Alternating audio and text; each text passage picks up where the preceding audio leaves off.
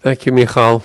Happy to be here with all of you for our daily session and to continue our study and practice of Shemitah in this way. This week, our colleague, Rabbi Mark Margolius, has written an essay focusing on Shmitat Ksafim, the release of monetary debts, and has tied it to the whole of the experience that we may have in our own lives of feeling indebted to others or that others owe us a debt of some sort, that something's been taken from us that needs to be returned, or that others are beholden to us and we may be holding on to that in a way that is not helpful to them or to others. I want to frame our sit today in this manner. The Jewish tradition, the mystical tradition in particular, understands that all of existence comes about as a matnat chinam, as a gift given gratis. Chinam is generally translated as a gift of grace or free. And that is the way things are. God created the world unconditionally. God had hopes for how the world might unfold and how humans might behave and how we might come to know and love God.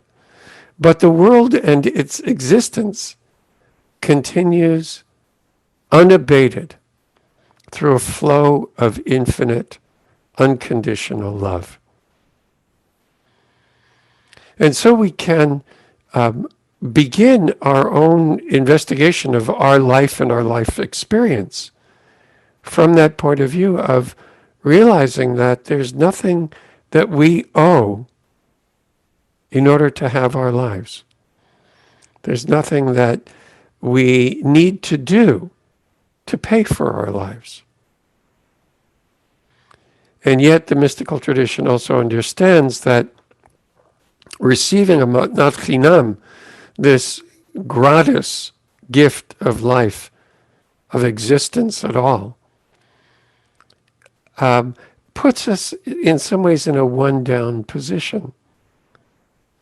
That when we really sit with it, we recognize that every breath, every movement is a movement and a breath that indebts us to the Holy One. That indeed there is something that we'd like to do. We'd like to behave in such a way as to merit the life and existence that we have. And so while it comes to us gratis, there is a deep sense of desire to respond, to perhaps free ourselves of that indebtedness. And I'd like to invite us to sit with this tension in our own experience. That in taking each breath, we receive a gift, gratis. And that with each exhalation, we cultivate a sense of responsibility, of indebtedness that we'd like to discharge, so that we don't remain constantly in a sense of indebtedness, so that we don't hold on to a sense of being beholden, but rather that we receive the gift that's given with great gratitude, with great love, just as it was given. And in response, we express our gratitude through responsibility, through our behavior. Now, while it may seem that in terms of Shemitah, we'd want to throw that off, right? That is, oh, this is a year in which I'm free of that. But it's actually a year in which we become even more deeply aware of our indebtedness, of how much our lives are a gift given gratis, that we don't have to do anything in order to breathe, that we don't have to do anything to feel loved. It's just there. We don't have to do anything to produce food, at least in theory. The world will produce it. We don't have to do anything to make our money make money. We've done that already. We don't have to rely on others to pay off debts to us. And then we can examine our own lives to investigate, oh, how indeed have I become indebted? And what is this debt of this gift that's given? But what's the debt that I want to pay? Not that I have to pay, but that I choose to pay as a way of expressing gratitude, of acknowledging my indebtedness for this gift given graciously. So I invite us all to find our seats.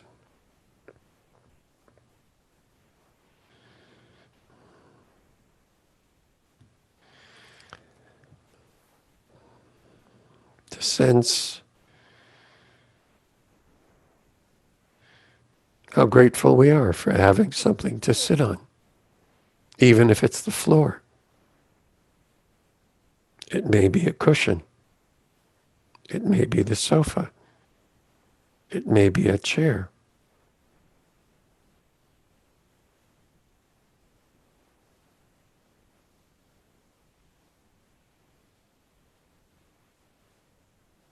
We may have purchased it.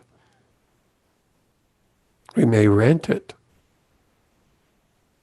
And even so, it sits in the house. And we take it for granted. It's just there.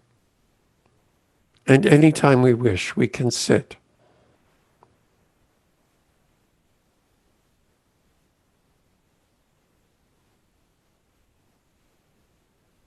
How grateful we are for that which we take for granted.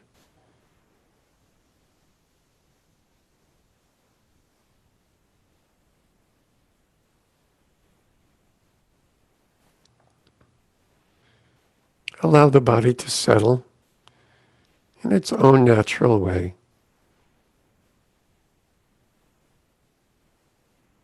Releasing tension wherever you may feel it in the body.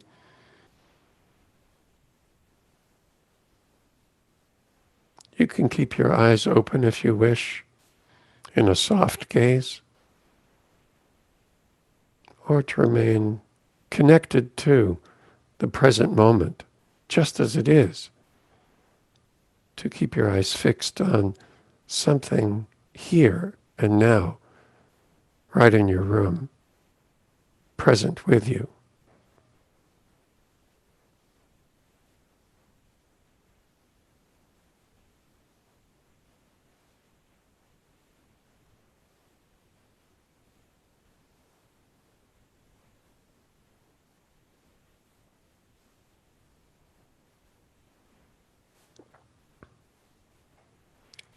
Allow your attention to rest in the breath, wherever you sense it in the body.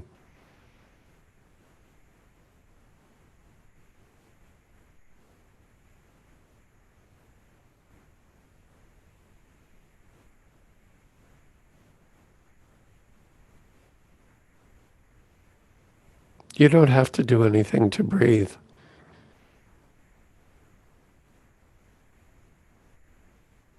The body breathes itself. Indeed, we are breathed as that gift given gratis.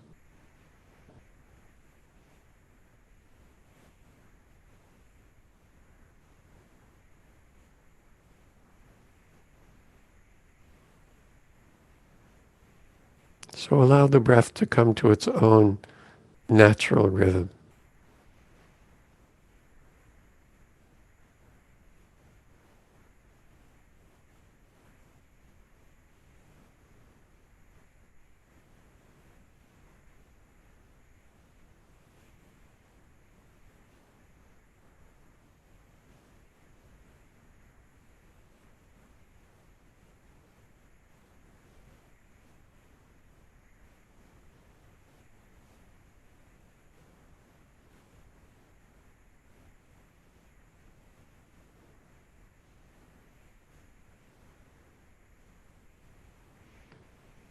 Receive each inhalation as a matnat chinam, as a gift given gratis.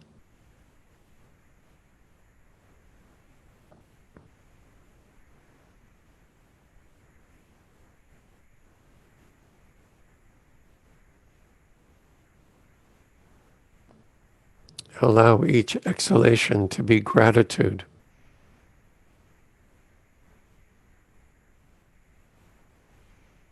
Gratitude that then leads to the intention to make our lives worthy of receiving such grace.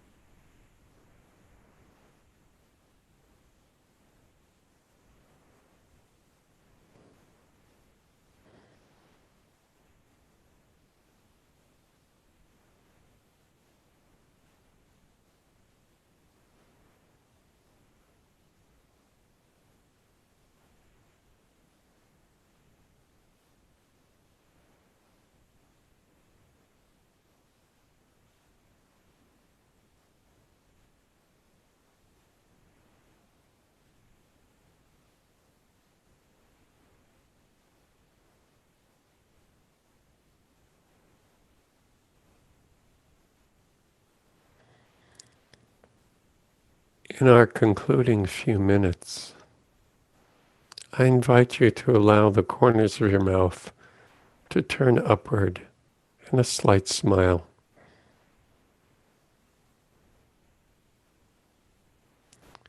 Registering the awareness of receiving life and existence gratis, of gratitude, and of dedication to making our lives worthy of such a gift.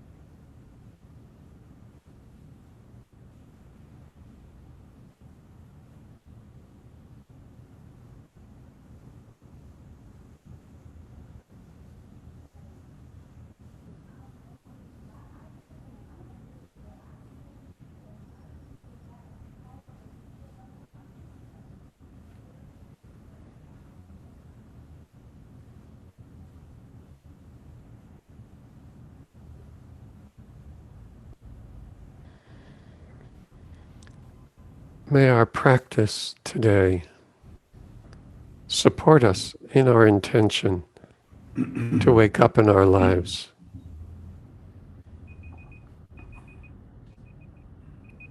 to become deeply aware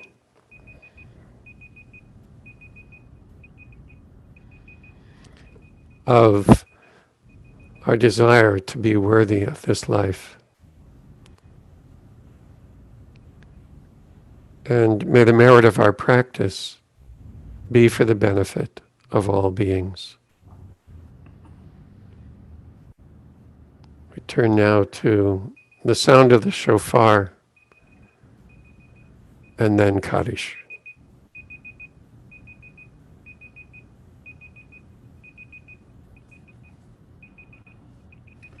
So before I sound the shofar, probably next week I may speak briefly about the meaning of each sound.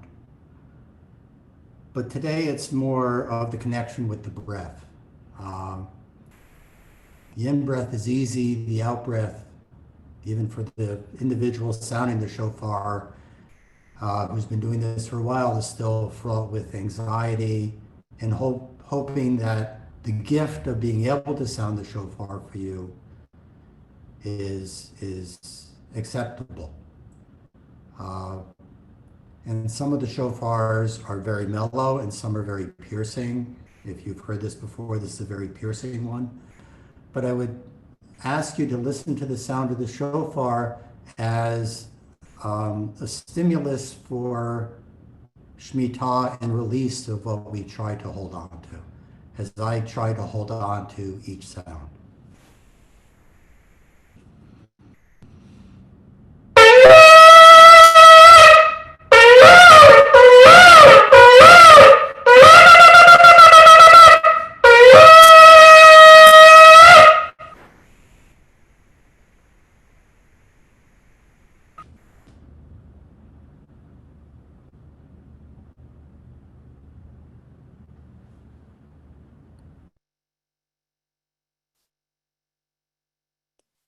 Thank you so much, John, for that incredible shofar blowing and also the thoughts and associations that you shared with us around it.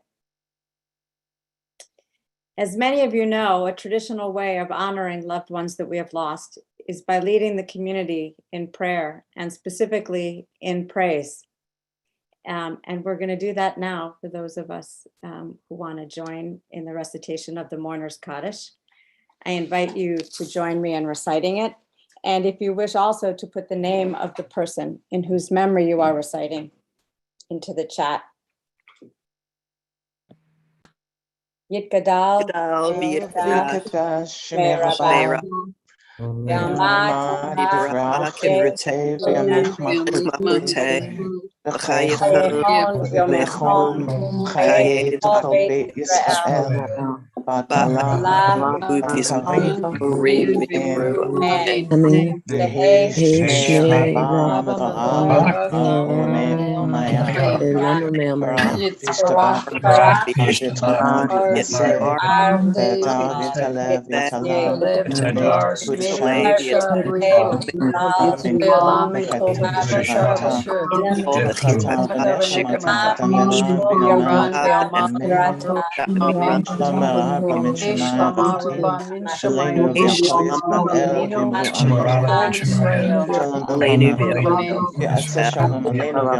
Mama Rabba, Say shalom,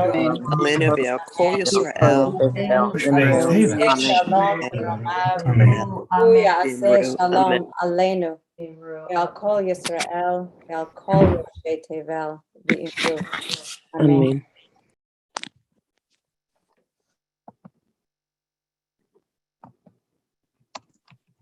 Michal, you're muted.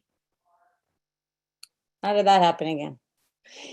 For those who are leaving now, we wish you good health and shalom, and we hope to see you again tomorrow or sometime soon. Thank you again so much, Richard Green, for sponsoring today's sit in honor of your father. Those of you who would like are invited to stay on for another few minutes. You'll have a chance to ask Jonathan any questions or share your reflections on today's meditation.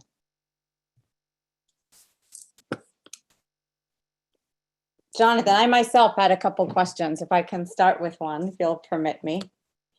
You said something so beautiful, a phrase that I think I'll never forget. You talked about the impulse to make our lives worthy of receiving such grace.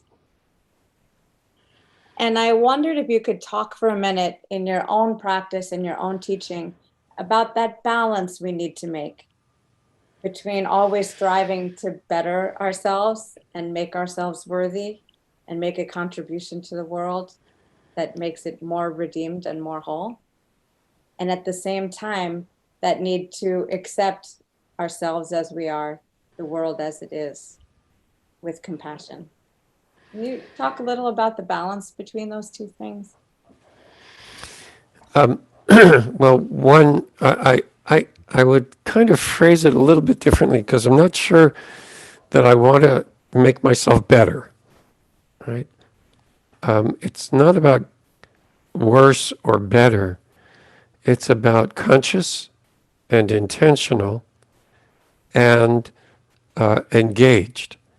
So there's no moment that I experience that isn't a moment of grace. There isn't a moment of my existence that isn't something of which over which I have no control, virtually, and which I receive. And then the practice is in any moment to attempt to be as aware as possible of what's called for in this moment, of what am I responsible for, who am I responsible to, and what can I do. Sometimes that does even mean simply being grateful, being worthy of the gift that I've been given. Sometimes is simply being grateful for that gift. Sometimes, though, it does call for a response, call for an action. And in that sense, the practice of meditation and of cultivating mindfulness is to support us in becoming more aware of what's happening from moment to moment rather than lost in thought or in something else, so that we can then connect to what might be arising and what's called for from us in this moment.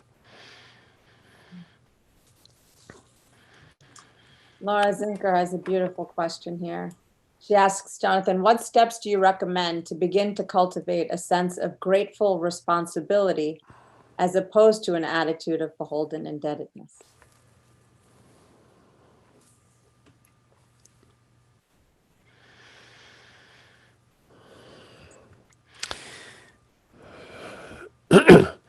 The first is, and perhaps more than anything else, or it is the whole of the practice, or,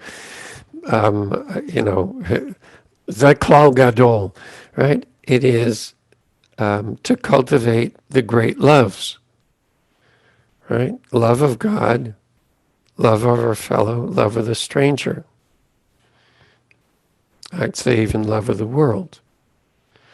And part of that is really cultivating and really coming to experience the flow of infinite unconditional love. Because what's given unconditionally doesn't create debt. What's given unconditionally is for the sake of the other just because they are.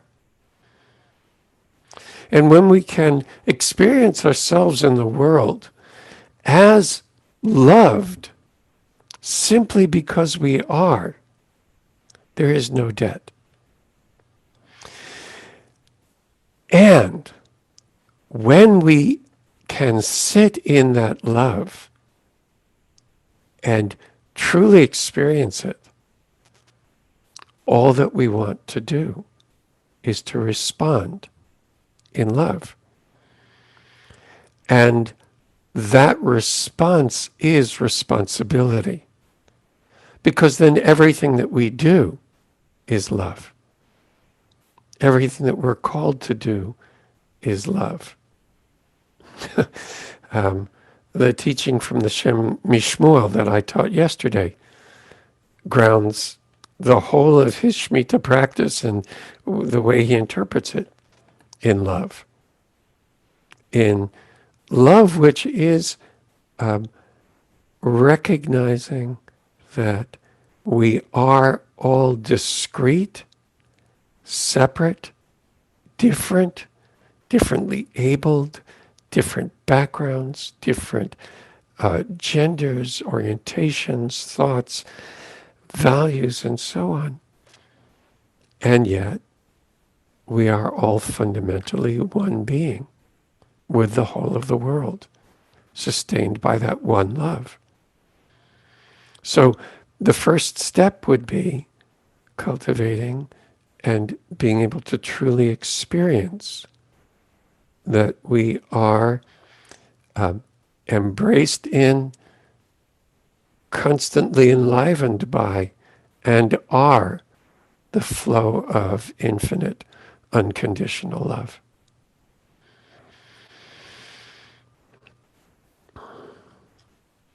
Okay, I want to go on YouTube and play the recording of what you just said at least twice a day for the rest of the month. Lester, yes, you're saying, I think Jonathan answered your question, and I agree. I think so. Isn't the nature of grace such that worthiness is a given? No, I think actually grace is to the unworthy as well as the worthy. The product of grace is that we come to know our fundamental belovedness and therefore our being worthy of that love, regardless of what we've done. It will come to us willy-nilly. And out of a sense of unworthiness, seek to become worthy of that love. And that is an important part of the mystical intuition, that there is a cycle of that flow of love from the infinite to us in the finite, that we reciprocate in our love, which makes its way back to the true beloved, who is the Holy One, who is everything, who is infinite and beyond nothing. And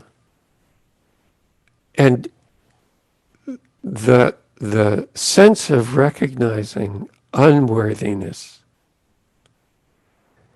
is possible because of that love.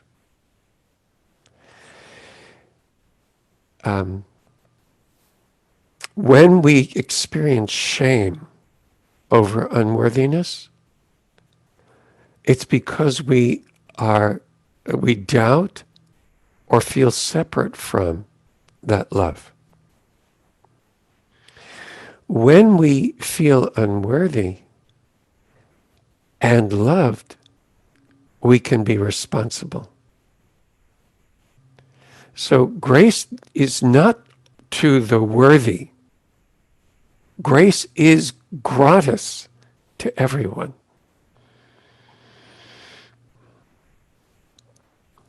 So Teddy asks, any connection to the Zen of a hollowed out ram's horn shofar?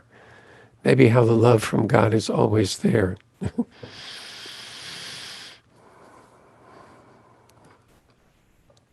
Well, John, maybe you want to address it if you're still with us, but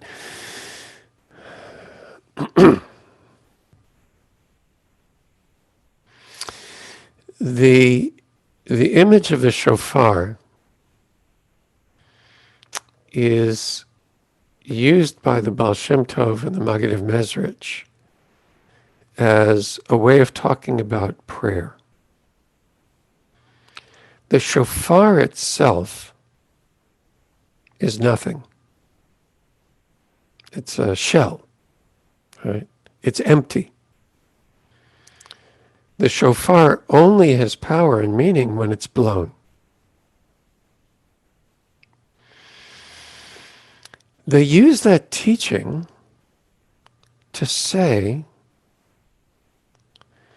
that we are like a shofar. And the prayer that we offer ultimately is God, or God's prayer. And they read then the verse from Psalms that many of us will say before reciting the Amidah, Adonai sfatai tiftach. Adonai, open my lips, ufi yagid tilatecha, so that my mouth can say what you are praising. So that what comes through me is your prayer. That's the same cycle that we're talking about. That the love comes to me, and what must come out from me is that love. And it's not my love. It's not love that I possess and I choose to give it to you, but not to you. But when I truly know that I am loved infinitely, unconditionally, what I offer in response is love.